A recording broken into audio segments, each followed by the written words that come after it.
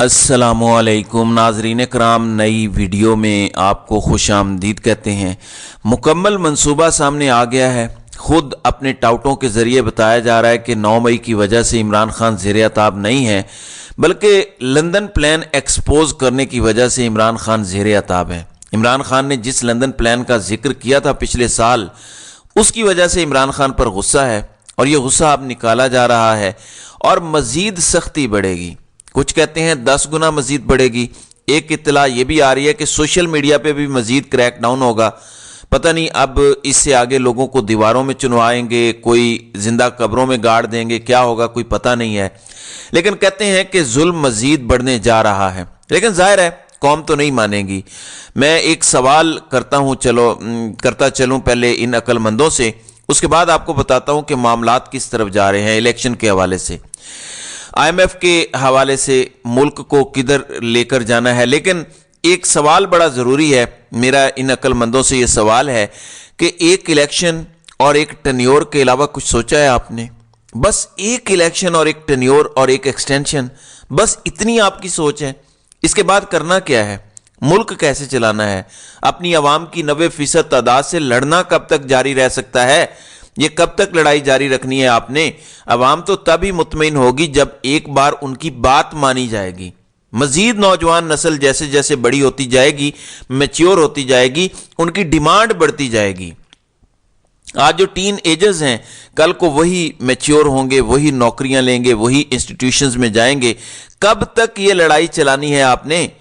ये नौजवान नस्ल गुलामी से इनकार कर चुकी है। इसको इमरान खान ने आज़ादी का एक हल्का सा मंजर दिखा दिया है कि आज़ादी हुई तो क्या होगा, पाकिस्तान कैसा होगा। ये वापस गुलामी की तरफ नहीं जाएंगे। तो फिर आपने क्या सोचा है? ये नौजवान नस्ल दोबारा गुलामी कबूल नहीं करेगी, ये तय है। ऐसा नहीं होगा कि बंद कमरों में बैठ के 4-5 सरकारी अफसरान फैसला करेंगे कि इस दफ़ा नवाज शरीफ को लाना है, इस दफ़ा जरदारी को लाना है, इस दफ़ा किसी और को लाना है, सदर हमने फजलुर रहमान को बनाना है। ये फैसला ये नौजवान तस्लीम नहीं करेंगे और ये नौजवान अपने साथ अपने बुजुर्गों को भी खड़ा कर लेंगे। और आपको ये नजर आ रहा है। खुद नून लीग के अपने लोग कह रहे हैं कि 60 से 70% इमरान खान की पंजाब में मकबूलियत है। ये नून लीग खुद तस्लीम कर ली है। काशिफ अब्बासी अपने प्रोग्राम में बताते हैं कि नून लीग के एक लीडर ने उन्हें बताया कि 67% तहरीक इंसाफ की मकबूलियत है। कुछ लोग ये कह रहे हैं कि अब नून लीग वाले सवाल कर रहे हैं कि हमें आप क्यों लंदन से लेके आए। अब इसीलिए इसलिए इलेक्शन मुलतवी करने की तरफ बातें हो रही हैं कि नवाज शरीफ अकेला भी भाग रहा है, क्योंकि उसके साथ तो रेस में कोई और है नहीं। इमरान खान जेल में है, तहरीक इंसाफ को कन्वेंशन तक करने की इजाजत नहीं है, तो वो अकेला भाग रहा है, फिर भी कह रहा है कि मैं जीत नहीं सकता, मुझे किसी तरह से जितवा दो। नाज़रीन इकराम, मेरा फिर वहीं पे सवाल है, क्या सोचा है आपने? बस एक इलेक्शन? ओ अल्लाह के बंदो, दुआ करो कि इमरान खान जिंदा सलामत बाहर आ जाए और अवाम एक बार उसे वजीर आजम बनाने का शौक पूरा कर ले। तुम लोगों को अंदाजा ही नहीं है कि तुम किस आग से खेल रहे हो। तुम्हारी अकलों पे पर्दे पड़ चुके हैं, अकल घास चरने चली गई है। तुम्हें अंदाजा नहीं है कि खुदा ना खास्ता इमरान खान की जान चली गई, वो जेल से बाहर ना आया और अवाम ने अपना मकसद पूरा ना किया जो वो चाहते हैं कि हमें हकीकी आज़ादी ये शख्स दिलाएगा। अगर ये मकसद पूरा ना हुआ तो आपको अंदाजा नहीं है इस मुल्क में क्या तूफान आने वाला है। 1, 7, 8 से 10 पिटीशंस चली गई हैं तहरीक इंसाफ के इंट्रा पार्टी इलेक्शन ठीक नहीं हुए, जबकि नून लीग ने डेड लाइन के 1 साल बाद इंट्रा पार्टी इलेक्शन करवाए और वो बिल्कुल ऐसे थे कि सब बिला मुकाबला मुंतखब हुए, किसी ने वोट नहीं दिया। यही हाल पीपल्स पार्टी का होता है, बिला मुकाबला सब मुंतखब हो जाते हैं। लेकिन इसके बावजूद कभी किसी पार्टी के खिलाफ ऐसी कोई पिटीशन नहीं गई। लेकिन तहरीक इंसाफ के खिलाफ 8 से 10 पिटीशंस इलेक्शन कमीशन में चली गई हैं। दूसरी तरफ दहशत गर्दी को बुनियाद बनाकर भी इलेक्शन को टालने की कोशिशें शुरू हो चुकी हैं। लेकिन यहां एक ऐसा मसला है जहां पे फंसे हुए हैं, जिस वजह से जावेद लतीफ का यह बयान आया कि इमरान खान को बैरूनी कुव्वतें मदद कर रही हैं और वो पता है क्या है? IMF ने पहले ही ये शर्त लगाई थी कि अब आपको इलेक्शन करवाने के बाद ही अगला प्रोग्राम मिलेगा और अगला प्रोग्राम पाकिस्तान को अगर नहीं मिलता तो पाकिस्तान डिफॉल्ट कर जाएगा। हमें IMF ने सिर्फ वेंटिलेटर लगाया है $3 अरब का। जैसे ही ये वेंटिलेटर बंद होगा हमें बाकायदा प्रोग्राम की जरूरत है। اگر وہ نہ لیا تو پاکستان نزاع کی حالت میں ہوگا، ڈیفالٹ کر جائے گا، تباہی ایسی آئے گی جس کی کوئی مثال نہیں ملتی، ڈالر شاید $500 سے اوپر چلا جائے۔ اس لیے الیکشن کروانا پڑیں گے۔ IMF امریکہ کے زیر اثر ایک ادارہ ہے، اس میں کوئی شک نہیں ہے، لیکن آخر کہیں نہ کہیں کوئی لائنز ڈرا کرنا پڑتی ہیں۔ وہ یہ نہیں کہہ رہے کہ آپ شفاف الیکشن کروائیں، وہ یہ نہیں کہہ رہے کہ عمران خان کو برابر موقع دیں، وہ صرف یہ کہہ رہے ہیں کہ الیکشن کروائیں، اور اس سے ان کو موت پڑ رہی ہے۔ ناظرین اکرام، اگر IMF کی تلوار نہ ہو سر پہ پاکستان میں، اگلے 2 سال بھی الیکشن نہ ہو، اور جب ایک ایکسٹینشن ہو جائے تو اس کے بعد بے شک پھر الیکشن ہو جائیں، پھر کوئی ٹینشن نہیں ہے، لیکن اس وقت تک کم از کم الیکشن نہ ہو پاکستان میں۔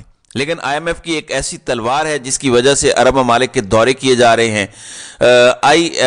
SIFC بھی اس لیے بنایا گیا کہ IMF سے کسی طرح سے چھٹکارا پا لیں تھوڑے ٹائم کے لیے، کچھ عرب ممالک ہمیں ڈالر دے دیں، لیکن بیچ میں یہ جو جنگ شروع ہو گئی ہے اس نے سارے پلانز پر پانی پھیر دیا ہے۔ یہ آؤٹ آف سلیبس آ گیا ہے، اس کے لیے سکرپٹ تیار نہیں تھا۔ اب سمجھ نہیں آ رہی کہ کیا کیا جائے، کیونکہ ہم نے ابراہم اکارڈ میں شامل ہونے کے بدلے عرب ممالک سے پیسے لینے تھے۔ اب وہ کیسے آئیں؟ کیونکہ ابھی ابراہم اکارڈ پر جس نے عمل کیا اس کے اپنے ملک میں اس کے خلاف لوگ کھڑے ہو جائیں گے۔ ابھی تو اگر سعودی عرب نے بھی یہ کام کیا تو سعودی عرب میں اپرائزنگ ہو جائے گی، اس قدر ظلم ہو رہا ہے۔ تو ایسے میں ٹاؤٹس یہ کہہ رہے ہیں کہ کسی صورت بھی تحریک انصاف کے لیے الیکشن میں کوئی جگہ نہیں ہے، نہ بلے کے نشان کے لیے کوئی جگہ ہے، نہ عمران خان کے لیے کوئی جگہ ہے، نہ تحریک انصاف کے لیے کوئی جگہ ہے، کیونکہ الیکشن کروایا، تحریک انصاف ہوئی تو تحریک انصاف نے ہی جیتنا ہے۔ انہیں یہ بھی پتا ہے کہ ووٹر اس بار تاریخ ساز باہر نکلے گا۔ ان کے اپنے ایسٹیمیٹس یہ بتا رہے ہیں کہ اگر 40 سے 45% سے زیادہ ٹرن آؤٹ ہو گیا تو دھاندلی بہت مشکل ہو جائے گی، لیکن اگر 60% سے زیادہ ہو گیا تو ناممکن ہو جائے گی، اور عمران خان 180 سے 190 سیٹیں جیت جائیں گے، 2/3 اکثریت ہو جائے گی عمران خان کی۔ ناظرین اکرام، 266 کے ایوان میں 190 سیٹیں جیتنے والا 2/3 اکثریت رکھتا ہے۔ کیا 2/3 اکثریت والا عمران خان یہ برداشت کر سکتے ہیں؟ اور پھر ساتھ ہی سینٹ کے الیکشن ہونے ہیں مارچ میں، 2/3 اکثریت والا عمران خان جس کی سارے صوبوں میں بھی تقریباً حکومت ہوگی، وہ سینٹ میں بھی اکثریت لے کے آ جائے گا، یعنی وہ آئینی ترامیم کر سکے گا، یعنی ملک کے سسٹم کو تیزاب سے غسل دینے کے بعد وہ آئینی اور قانونی ضروری تبدیلیاں بھی کرے گا۔ اس سے روکنے کے لیے یہ سارا کچھ کیا جا رہا ہے۔ ان کو پتا ہے کہ ابھی الیکشن کروائے کلین سویپ ہے عمران خان کا، اور سینٹ کے الیکشن اگلے مہینے آنے ہیں، فروری میں قومی اسمبلی کے الیکشن، مارچ میں سینٹ کے الیکشن آ رہے ہیں، آدھا سینٹ الیکٹ ہونا ہے، آدھے سینٹ میں اگر 60 سے 70% سیٹیں عمران خان جیت جاتا ہے تو جو کہ چانس ہے نیشنل اسمبلی اور صوبائی اسمبلیوں کی جو صورتحال ہونی ہے وہ یہی بننی ہے تقریباً کہ 60 سے 70% سیٹیں عمران خان نے جیتنی ہیں۔ تو اس سے کیا ہوگا؟ سینٹ میں PTI کی اکثریت ہو جائے گی، 2/3 اکثریت وہاں سینٹ میں بھی اکثریت۔ اب آپ مجھے بتائیں قانون سازی سے کون روکے گا؟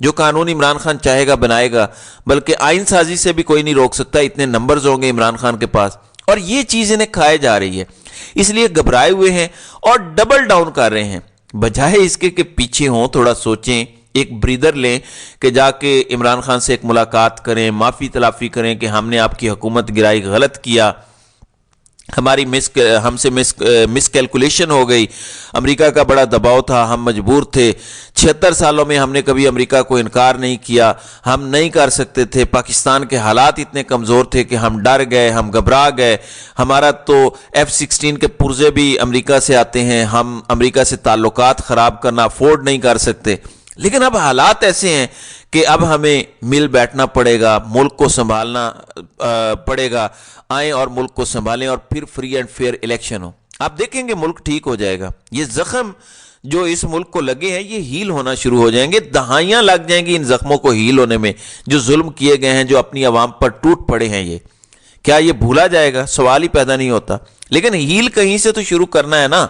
اس کے لیے الیکشن کا شفاف ہونا ضروری ہے، اس کے لیے قوم کے لیڈر کو عزت دینا ضروری ہے۔ یہ جو آپ نے بیان دلوایا لطیف سے، اس کے بارے میں اطلاعات یہ ہیں کہ وہ بیان دینے سے پہلے بھی دھاڑے مار مار کر رو رہا تھا، اور وہ بیان ختم کرنے کے بعد بھی دھاڑے مار مار کر روتا رہا۔ ظاہر ہے اسے مارا ہوگا، لٹکایا ہوگا، اس کو کیا دھمکیاں دی ہوں گی، اس لیے اس نے آ کے یہ بیان دیا، اور پوری قوم کو پتا ہے کہ کون یہ سب کروا رہا ہے۔ تو اس سے عزت میں اضافہ ہوگا یا کمی ہوگی؟ پھر وہی بات کہ ایک الیکشن اور ایک ٹینیور کی فکر، پاکستان کو کیا نقصان ہو رہا ہے، ادارے کو کیا نقصان ہو رہا ہے، پاکستان کے پورے سسٹم کو کیا نقصان ہو رہا ہے، کیا سوچا ہے ایک سیکنڈ کے لیے؟ کیا عقل گھاس چرنے چلی گئی ہے سب کی؟ پاکستان اس ٹائم اتنی ڈیسپریٹ سچویشن میں ہے کہ پاکستان کی 76 سالہ تاریخ میں کبھی ایسا نہیں ہوا۔ یہ پاکستان کا سب سے ڈیفیکلٹ خطرناک ٹائم ہے، اور اوپر وہ لوگ بیٹھے ہیں جن کے بارے میں آپ سے یہ کہہ سکتا ہوں کہ بندر کے ہاتھ میں اسطرا آ گیا ہے، گنجے کو ناخن مل گئے ہیں، تباہی ہمیں نظر آ رہی ہے سامنے۔ اس لیے ہمیں دعا کرنی چاہیے کہ اللہ تعالی ہمارے ملک کی حفاظت کرے اور اسے محفوظ ہاتھوں میں رکھے، آمین۔ تو ناظرین کرام، آپ کی اس ویڈیو کے حوالے سے کیا رائے ہے؟ آپ اپنی رائے کا اظہار کامنٹ سیکشن میں ضرور کیجیے گا۔